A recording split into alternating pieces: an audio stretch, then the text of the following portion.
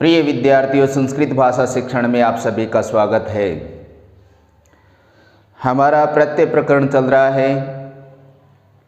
पिछले वीडियो में मैंने प्रत्ययों का संक्षिप्त विवरण दिया था।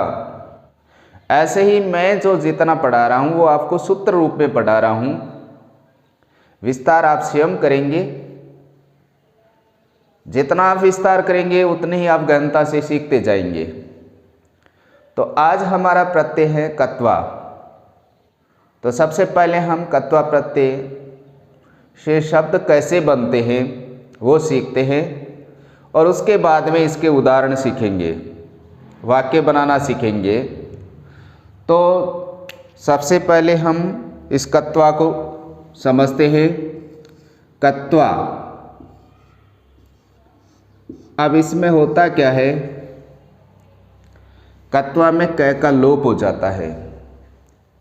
किसी भी प्रत्यय में यदि किसी अक्षर का लोप होता है तो उसके पीछे कारण होता है। ये जो अक्षर होते हैं जिसका लोप होता है, तो लोप होने के पीछे कुछ न कुछ कारण होता है। जैसे यह क का लोप हुआ है तो इसमें गुण नहीं होगा, वृद्धि नहीं होगा, किंतु संप्रसारण होगा। संप्रसारण का मतलब क्या होता है, जैसे यण संधि होती है और उसमें क्या बनता है, य र ल व या य व र ल, ऐसा बनता है।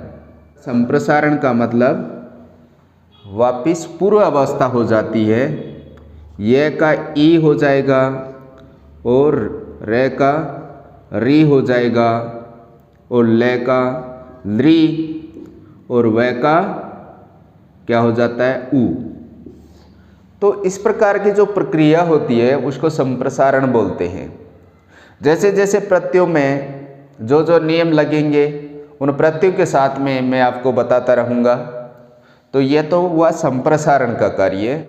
अब जो त्वा इसमें शेष रहता है और इसके साथ ही इसमें जो सेट धातुएं हैं, सेट धातुओं का मतलब जिसमें इट का आगम होता है, तो उसमें इसमें भी ट का लोप हो जाता है, ई रहता है, तो इसका आगम भी होता है। जैसे हम लेते हैं यहाँ पठ, ये सेट धातु है, अनिट धातु नहीं है, न इट अनिट, तो पठ और फिर क्या हो गया, पठ प्लस कत्वा। तो इसमें क्या होता है, यह सेट धातु है और इसमें किसका आगम होगा, इट। इट का आगम होगा, यानी बाहर से आकर के इसमें जुड़ जाएगी। तो फिर क्या हो गया, इट का ई शेष रहता है, तो ये बन गया पठित्वा। और ये ई किस में होगा, जो सेठ धातु है उन्हीं में होगा, बाकी में नहीं होगा। कुछ अनिट धातुएं मैं आपको स्क्रीन पर सामने प्रस्तुत कर रहा हूँ, इनको आप ठीक से देख लेंगे। बाकी आप बार बार जब ये प्रत्ययों का उपयोग लेंगे तो आपके स्वतः समझ में आ जाएगा कि किस में ई का आगम होगा और किस में नहीं होगा। ये ज़्यादा चिंता वाली बात नहीं है, अभ्यास से धीरे धीरे आप सीख जाएंगे। तो ये हो गया पठित्वा। ऐसे ही अगर चल होता तो क्या हो जाएगा, चलित्वा। और इसका अर्थ है, जैसा कि मैंने पूर्व वीडियो में बताया था कि पठित्वा पढ़ कर, क्या हो गया, पढ़ कर या पढ़ करके। ऐसे ही चलित्वा से क्या हो जाएगा, चलित्वा, चल कर, चल करके। अब कुछ ऐसी धातुएं भी होती है जिसमें ई का आगम नहीं होता है। ये धातुएं जैसे चलित्वा, धाव से धावित्वा। यहाँ कुछ प्रयोग हैं, जैसे पठ धातु में कत्वा लगा दिया, पठित्वा हो गया पढ़कर, और लिख से लिखित्वा लिख कर हो गया। ये जो बाकी हैं जिसमें इट का आगम नहीं हुआ है, जैसे ज्ञा से क्या बन गया ज्ञात्वा, और अर्थ हो गया जानकर समझकर।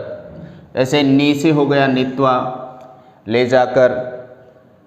ऐसे क्री से सीधा त्वा लग गया कृत्वा करके। ऐसे श्रु से श्रुत्वा सुनकर। और दृश्य में स बदल गया, और ये श होने के कारण से, षटकोण वाला स होने के कारण से तय का टय हो गया दृष्टवा। ऐसे ही पृच्छ में व पृष्ठवा। दा में दत्वा, एक तय बीच में और आ गया दत्वा देकर। वच, ये वह होने के कारण से इसमें संप्रसारण हो गया, वह का ऊ हो गया तो ये हो गया उक्तवा।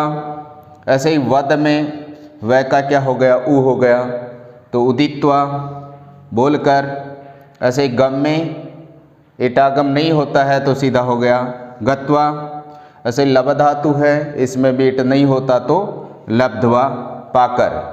तो इस प्रकार से आप और बहुत सारे शब्द बना सकते हैं धातु के साथ में कत्वा प्रत्यय लगा करके, और बार बार यदि अभ्यास करेंगे तो इनके नियमों को आप अच्छी तरह समझ पाएंगे।